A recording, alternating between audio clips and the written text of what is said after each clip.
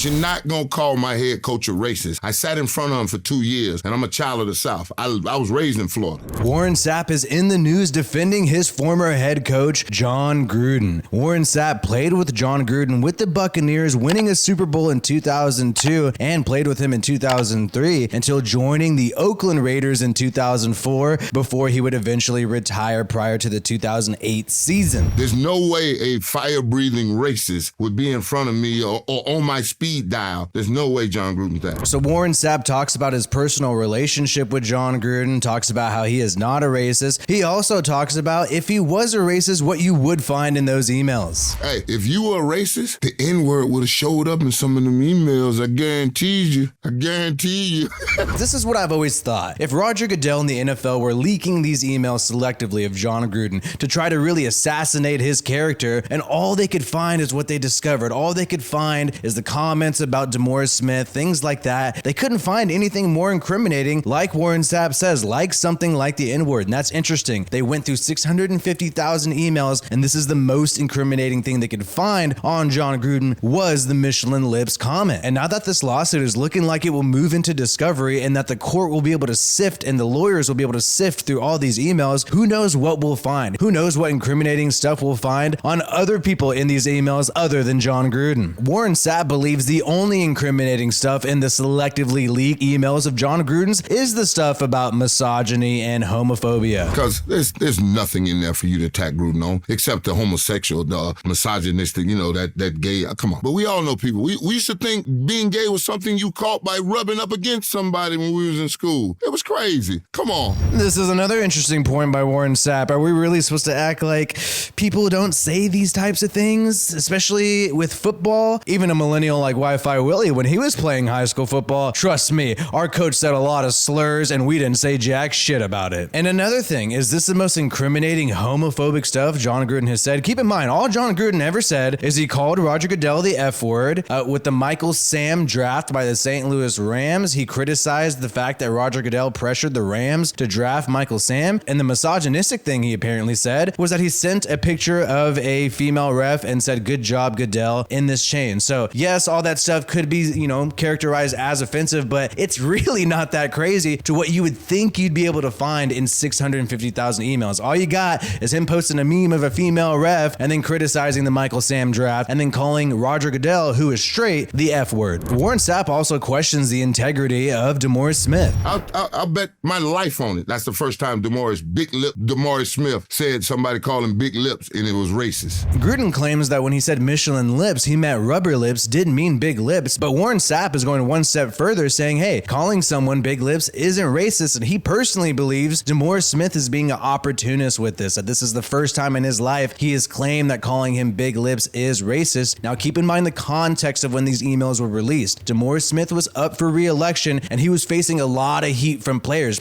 like Richard Sherman, who were pissed about the fact that DeMaurice Smith claimed to be about player safety, but pushed to extend the season to an extra game in the regular season, putting the player's health at stake, putting the player's body on the line. And Richard Sherman believes that DeMaurice Smith wants to go maybe longer, maybe even more games, maybe have a 19-week season. That's what Richard Sherman believes, and that's what he said. The NFLPA is supposed to have the players back, but DeMaurice Smith seemed to be more sympathetic to the owners by pushing for that extra game. And so DeMaurice Smith was not popular. It was looking like he wouldn't win the election for NFL Player Association president, but then the emails came out and everybody loved DeMaurice Smith because he was a victim of Jon Gruden's racism. And got the greatest lawsuit ever known to man. Oh no, it just started. It just started, and the hits were keep on coming. And then it comes to the lawsuit. Warren Sapp had some very interesting things to say about this lawsuit, how Jon Gruden is getting some victories now that the fact that the court threw out the NFL's motion to dismiss his lawsuit, this thing is going to have to keep going forward. When you have gathered 650,000 emails and only 6 of them get released, the first thing your lawyer asks for is discovery. So the lawyer is going to look through all those emails and maybe they'll find something. Maybe they'll find, Roger Goodell colluding with people to take out Gruden. Maybe they'll find offensive stuff said by Roger Goodell and other people around the NFL far worse than what they're able to find on Jon Gruden. This could get really crazy. And Warren Sapp believes that the NFL is in a ton of trouble. This is the worst thing they could possibly imagine. Can you imagine what those emails say? Because we only saw what Gruden sent. Well, where the chain of replies? Somebody eventually gonna say something back, right? And this is the most offensive thing about Jon Gruden's email leak is there's 650,000 and we only see 6 emails by Jon Gruden. Where's the chain? Where's the replies? Where's the back and forth? We just saw 6 emails. By the way, Warren Sapp is incorrect. We didn't even see any emails by Jon Gruden. All we got was the Washington Post and the New York Times, you know, those trusty publications. All we got was their interpretation of Jon Gruden's email. They said what was said in the emails that they saw. They didn't even post the full email. Like Warren Sapp says, where is the thread? Where is the thread of emails? Where are the replies? Well, you know, is it just Jon Gruden's reply that we're able to see? Why can't we see Bruce Allen's replies? Why can't we see any replies from any of the other people in that email chain who actually worked for the NFL at that time? Because Gruden worked for ESPN at that time, and that's a straight up fact.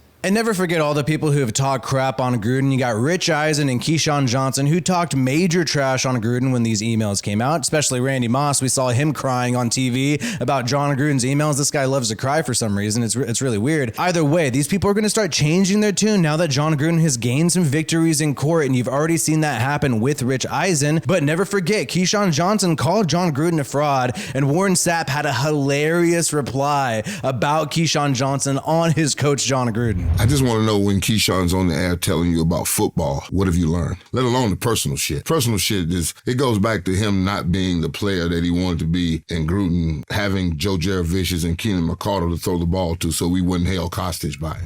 And Keyshawn Johnson wasn't the most successful wide receiver, and Warren Sapp is questioning whether this guy even knows anything about football. And bottom line is Jon Gruden did not like him as a wide receiver when they were in Tampa Bay, and maybe Keyshawn Johnson is always going to hold that against him. And that's what I also see about Chris Sims. Chris Sims is nice to Jon Gruden at times in the media because Jon Gruden did draft him, but he always has some resentment and animosity there. And I think it's because Jon Gruden was really harsh on him as a quarterback when he was there in Tampa, and he also wasn't successful as a player. So you always have to remember, some of these media heads just don't like Gruden because, hey, they had a bad relationship with him when they were on the football field, because maybe they didn't play at the level of some of the other players that Jon Gruden preferred to start, other than people like Keyshawn Johnson. Either way, we've seen tons of players come out and support Jon Gruden and say that he's not a racist. You've seen Charles Woodson do this, Randall Cunningham, Warren Sapp. There's been player after player who's coming out and defending their coach. And it's going to be interesting to see how we'll look back on this moment in time when this guy is considered blackballed by the NFL, actually blacklisted by the NFL. His dream of being a coach is torn away from him. And maybe once he gains some victories in court, we'll look back on this moment about how the media was against him and totally turned against him, even though there was an injustice being held against Jon Gruden by the NFL, even though he was wrongfully terminated by being forced to resign. We'll look back and say, wow, Jon Gruden was right and Jon Gruden was onto something. I don't think he's really going to settle for the money. The NFL is going to want to throw as much money as possible at Jon Gruden to make sure that this doesn't go to discovery, to make sure that we don't get any more emails released, and to see what else is in the 650,000 emails. And honestly, you can go in discovery and get even more information. You can get metadata. You can get text messages, things that are outside of the 650,000 emails. We can be able to see them. And I don't know that the NFL is going to want to deal with that. So they're going to try to throw a bunch of cash at Jon Gruden. Is a rich dude, and honestly, it seems like he's pretty pissed off about what's happened. I think he's going to want to keep pushing these things forward. He's not going to settle for any cash, and we'll see what happens. This is going to drag out for years, though. To be honest, we're not going to have many updates about this lawsuit because these things take tons of time, right? But we will keep you up to date on this lawsuit. We'll keep you up to date everything that happened to the former coach Jon Gruden, because once a Raider, always a Raider. And when there's an injustice that happens against a Raider, we're not going to just forget that. You know, I know that Josh McDaniels is the coach now, and we got to move forward, and we have a lot to be excited about with Devontae Adams and Derek Carr and this whole new team, all the additions that we have, all the extensions. I know we got to move forward, and there's a lot to be excited about, but we can't just bend over and let people screw over people who've been associated with the Las Vegas Raiders and forget about it, because it will bite you in the ass again if you forget about it. It could happen again. If you just roll over and totally disregard this lawsuit, the NFL will know that they can get away with it again. And who knows, maybe next time, if they don't like Josh McDaniels, they'll leak his emails too. Who knows? Either way, this has been WiFiWillie of the Raiders Rundown. Hope you enjoyed this video. Like this video if you haven't already. Subscribe for more Raiders content. Peace out, and I hope you have a good one.